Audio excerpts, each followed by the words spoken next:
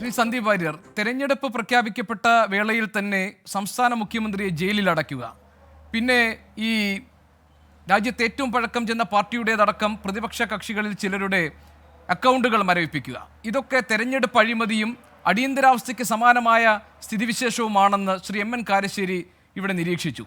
അതോടൊപ്പം തന്നെ പ്രതിപക്ഷ കക്ഷികളുടെ കൂട്ടായ്മയും അതിലെ അഴിമതിയെക്കുറിച്ചുമൊക്കെ ആരോപണം ഉന്നയിക്കുമ്പോൾ ലോകരാഷ്ട്രങ്ങളും ഐക്യരാഷ്ട്രസഭയും തന്നെ ഇന്ത്യയിലെ ജനാധിപത്യം ശരിയായ രീതിയിലാണോ എന്ന് ആശങ്ക പ്രകടിപ്പിക്കുന്ന സാഹചര്യത്തെയാണ് BJP ഗൗരവത്തിലെടുക്കേണ്ടതെന്ന് ഡോക്ടർ ജിൻഡോ ജോൺ പറഞ്ഞു. എന്താണ് മറുപടി?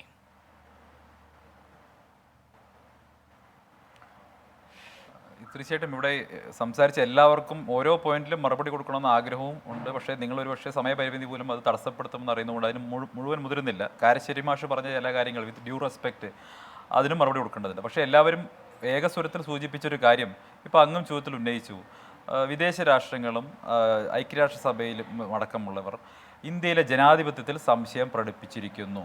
അതുകൊണ്ട് തന്നെ BJP ഇവിടെ ജനാധിപത്യത്തെ ഇല്ലാതാക്കുന്നു എന്നുള്ള സംശയം ന്യായമാണ് എന്ന രീതിയിൽ, അതായത് വിദേശ രാഷ്ട്രങ്ങൾ പറയുന്നത് ശരിയാണ്, അവരുടെ ആക്ഷേപങ്ങൾ ശരിയാണ് എന്ന മട്ടിൽ ഇവിടെ ചർച്ചയിൽ പങ്കെടുത്തിട്ടുള്ള കാരശ്ശേരി മാഷും ജിൻഡോ ജോണും അതുപോലെ തന്നെ ആം ആദ്മി പാർട്ടിയുടെ പ്രതിനിധിയൊക്കെ പറയുകയാണ്.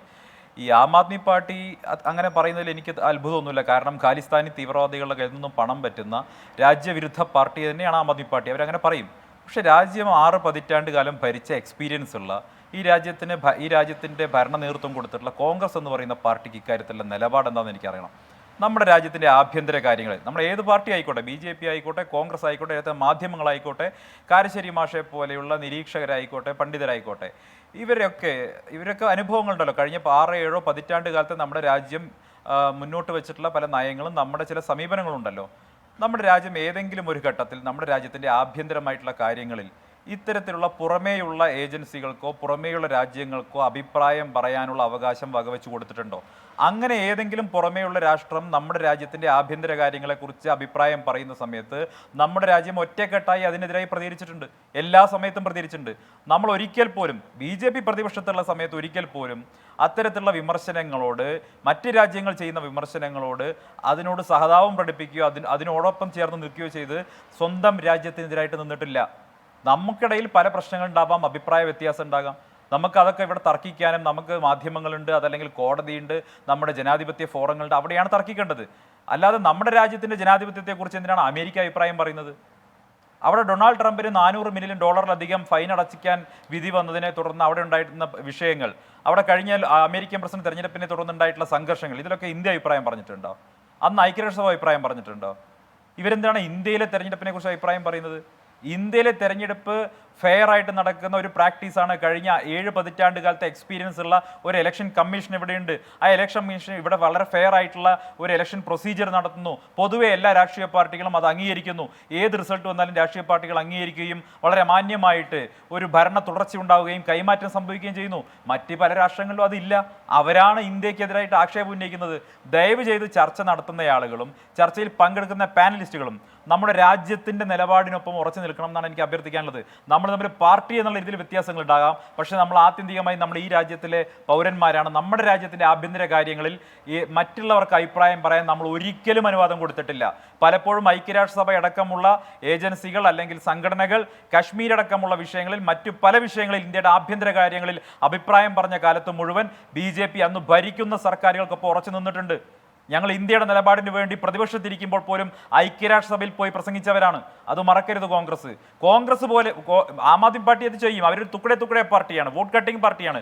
രാജ്യദ്രോഹികളോടൊപ്പം കൈകോർത്ത് പഞ്ചാബിൽ ഭരണം കിട്ടാൻ വേണ്ടി ഖാലിസ്ഥാനികളിൽ നിന്ന് പണം പറ്റുന്ന പാർട്ടിയാണ്. അതുകൊണ്ട് അവരതും പറയും, അതിലപ്പുറവും പറയും. പക്ഷേ കോൺഗ്രസ് പോലെ രാജ്യം ഭരിച്ചൊരു പാർട്ടി, ഉത്തരവാദിത്ത ബോധമുള്ളൊരു പാർട്ടി, ഈ നിലപാട് അതിൻ്റെ പ്രതിനിധി പറയുന്നത് വാസ്തവത്തിൽ കോൺഗ്രസിൻ്റെ നിലപാടാണോ എന്നുള്ള കാര്യത്തിൽ എനിക്ക് സംശയമുണ്ട്. 1. 2, കാരശ്ശേരി മാഷിനും ആ കാര്യത്തിൽ വിശദീകരണമായി എന്ന് ഞാൻ കരുതുകയാണ്. 2, കാരശ്ശേരി മാഷ് പറഞ്ഞ ചില കാര്യങ്ങൾ. മാഷ് പറഞ്ഞത് അടിയന്തരാവസ്ഥയെ പോലെയാണ് പോകുന്ന പറഞ്ഞത്. മാഷെ, അടിയന്തരാവസ്ഥയായിരുന്നെങ്കിൽ കാരശ്ശേരി മാഷ്ക്കും എനിക്കും അല്ലെങ്കിൽ ജിൻഡോ ജോണിനും ഒക്കെ ഇവിടെ ഇരുന്ന് ഈ ചർച്ച നടത്താൻ കഴിയോ? ഈ 24 ചാനലിൽ ചർച്ച നടത്താൻ കഴിയുന്ന സാഹചര്യം ഉണ്ടാവോ? ചർച്ചയ്ക്ക് മുമ്പ് ചർച്ചയുടെ വിഷയം എന്താണെന്ന് എറണാകുളം ജില്ലാ കളക്ടറെ കൊണ്ടുപോയി ഗോപീകൃഷ്ണന് ബോധ്യപ്പെടുത്തേണ്ടി വരില്ലേ? എന്നിട്ട് എറണാകുളം ജില്ലാ കളക്ടറുടെ സർട്ടിഫിക്കറ്റ് ഇല്ലാതെ ചർച്ച നടത്താൻ പറ്റുമോ? ഇനി ചർച്ചയ്ക്കുള്ളിൽ കാരശ്ശേരി മാഷ് എങ്ങാനും ഭരണകൂടത്തെ വിമർശിച്ചാൽ കാരശ്ശേരി മാഷെ നമ്മുടെ രാജനെ കൊണ്ടുപോയി ഉരുട്ടിക്കൊന്നവാരി കൊല്ലുന്ന സാഹചര്യം ഉണ്ടാവില്ലേ? അതായിരുന്നേ മാഷെ അടിയന്തരാവസ്ഥ. അപ്പൊ ഇന്ന് എന്ത് അടിയന്തരാവസ്ഥയുള്ളത്? നമുക്കൊക്കെ പരസ്യമായിരുന്ന് മോദിയെ വിമർശിക്കാം, കേന്ദ്ര സർക്കാരെ വിമർശിക്കാം. ഇലക്ഷൻ നടക്കുന്നു, കോടതിയുണ്ട്. അന്ന് ഇലക്ഷൻ ഉണ്ടോ? അന്ന് കോടതിയുണ്ടോ? അന്ന് പാർലമെന്റ് ഉണ്ടോ? അന്ന് പാർലമെന്റിലെ പ്രതിപക്ഷ നേതാക്കൾ മുഴുവൻ ഒന്നിച്ച് ജയിലടച്ചിരിക്കുകയല്ലേ? ഒരു കേസും ഇല്ലാതെ മിസ തടവുകാരെ ജയിലടച്ചിരിക്കുകയല്ലേ? ഏതൊരു മാഷെ, യഥാർത്ഥ അടിയന്തരാവസ്ഥ ഇന്ദിരാഗാന്ധി പ്രഖ്യാപിച്ച ഫാസിസ്റ്റ് നടപടിയെ ഇന്നത്തെ ജനാധിപത്യ സർക്കാരുമായി മാഷ് തുലനം ചെയ്യരുത്. അന്ന് ജനാധിപത്യത്തിന് വേണ്ടി പോരാടി, മാധ്യമ സ്വാതന്ത്ര്യത്തിന് വേണ്ടി പോരാടി, രക്തസാക്ഷികളായതും ജയിലിൽ പോയതും ഞങ്ങളുടെ പാർട്ടിയും ഞങ്ങളുടെ പാർട്ടിയിലെ പൂർവികരുമാണ്. ഞങ്ങൾക്ക് അഭിമാനബോധമുണ്ട്. ഞങ്ങളില്ലായിരുന്നെങ്കിൽ ഈ രാജ്യത്ത് ജനാധിപത്യം പുനഃസ്ഥാപിക്കപ്പെടില്ലായിരുന്നു. ഇവിടെ മാധ്യമ സ്വാതന്ത്ര്യം പുനഃസ്ഥാപിക്കപ്പെടില്ലായിരുന്നു. കാരശ്ശേരി മാഷ്ക്ക് എഴുതാൻ സാധിക്കില്ലായിരുന്നു. കാരശ്ശേരി മാഷ്ക്ക് പ്രഭാഷണം നടത്താൻ സാധിക്കില്ലായിരുന്നു. ഇതൊരു സത്യമല്ലേ മാഷേ?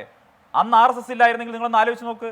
കുരുക്ഷേത്ര എന്ന് പറയുന്ന RSSന്റെ പ്രസിദ്ധീകരണം കാത്ത് കേരളത്തിലെ ഇടതുപക്ഷക്കാർ കാത്തു നിന്നിരുന്ന കാലമില്ലേ സത്യം അറിയാൻ വേണ്ടിയിട്ട്? എത്രയോ CPM നേതാക്കന്മാരെ കാര്യം പറഞ്ഞിട്ടില്ലേ? കുരുക്ഷേത്ര വായിച്ചിട്ടാണ് ഞങ്ങൾ രാജ്യത്ത് എന്താണ് നടക്കുന്നതെന്ന് അറിഞ്ഞിരുന്നതെന്ന്.